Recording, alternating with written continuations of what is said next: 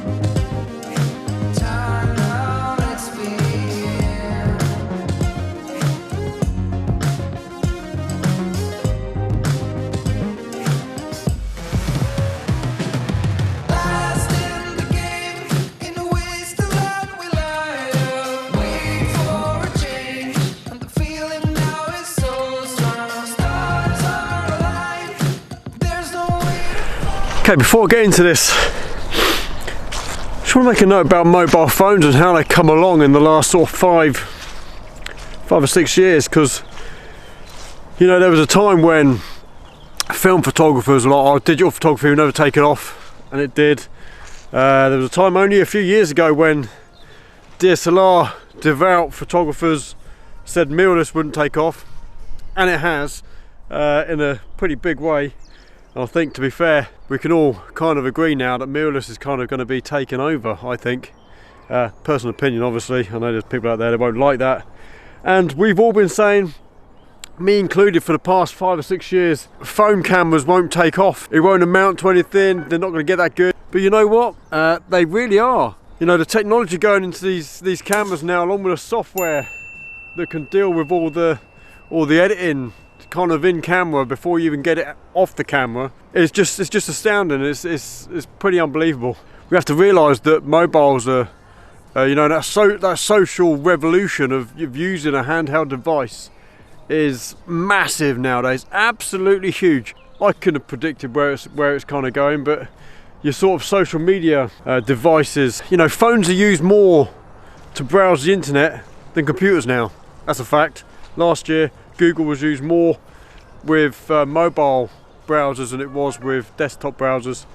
That's just the way things are going. Camera sales, digital camera sales, has been going down in the last 5 years. I think last year saw like a massive drop in sales in cameras, and it's got to be in some part, probably a massive part due to phones.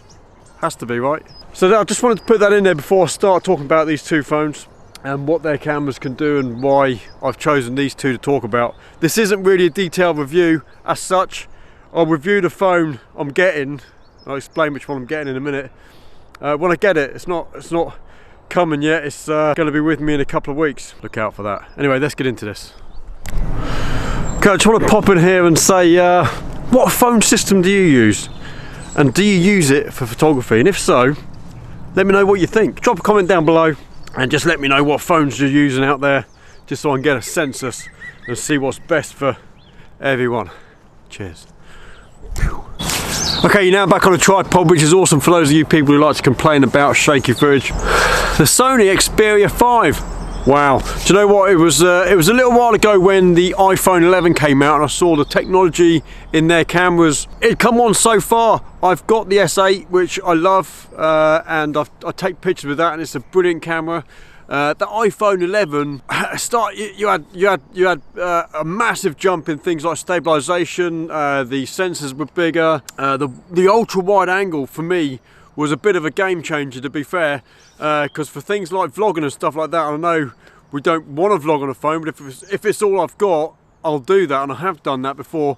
That wide angle is going to make for a crazy vlogging camera as such, and couple that with the new stabilization technology that these cameras have got, it'd be awesome. Those of you who don't like shaky footage, I could hand hold the iPhone 11. It'd be awesome. The problem is, I'm not a big Apple fan when it comes to phone. I use an Apple Mac. I've got a MacBook, but I don't really like their phones, so that wasn't an option for me. I was just waiting for an Android equivalent as such, and the Xperia 5 kind of got us a little bit there. The cameras weren't as good, the sensor wasn't as good as the iPhone 11, but it had things like eye autofocus, and for me that was a game changer. You know, I chose Sony camera systems because of the autofocus, you know, two and a half years ago, and I did that for a reason, because for portrait photography getting the eye in focus is an absolute must, and to have that kind of technology in a phone camera was wow. You know, I was blown away. I saw the advert, I was like, I said to Samantha, I said, this phone,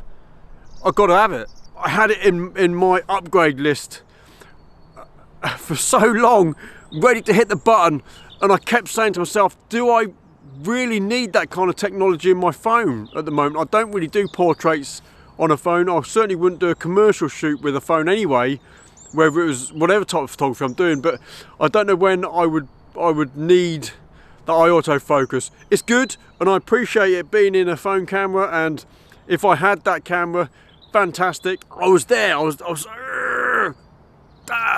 I just couldn't, I couldn't kick myself into actually hitting the button to upgrade to that phone, because I would have had it just for that, and I don't need it. I mean, the cameras that are on that phone are awesome. I think they've got a 55mm, which is a brilliant portrait kind of range, and then goes up to your kind of normal wide, and then an ultra wide, which impressed me actually. And the stabilization with the ultra wide is incredible, and it looks really awesome. If you get a chance to buy or upgrade to that phone and those specs impress you, I'd be, you know, for an Android user, bang on straight away. Then the Galaxy S20 hit. Let's talk about that. Let's stick you down before you start getting shaky. The Galaxy S20. Wow, what a camera.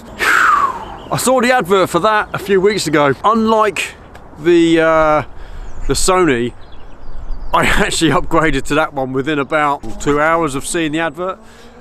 Done a bit of research. For me, the things I'm looking at in a phone camera is something that I have the versatility to use as and when I need it.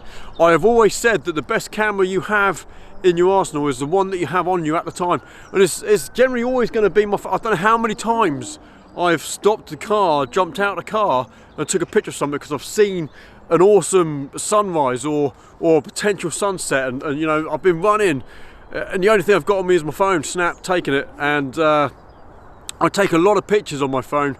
A lot of the images on my Instagram account, if you want to have a look on there, are taken on my phone. I don't always tell people I've taken them on my phone, whether they appreciate that or not, but if you're doing stuff for social media. It comes back to what I said earlier on in the video.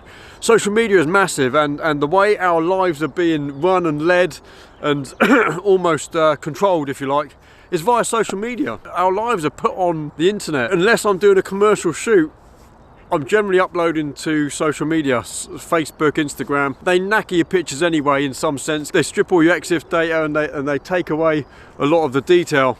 Hopefully, you know, that changes at some point in the future. But social media is the way forward, and if I'm uploading to social media, it doesn't matter that I've got the big sensors that are in the big cameras. The S20 has a 1-inch sensor. It's got amazing arsenal of lenses on it, including, you know, the ultra wide lens that I'm looking for, and the stabilization is there too. I don't mind that it hasn't got eye autofocus, because it does good face tracking.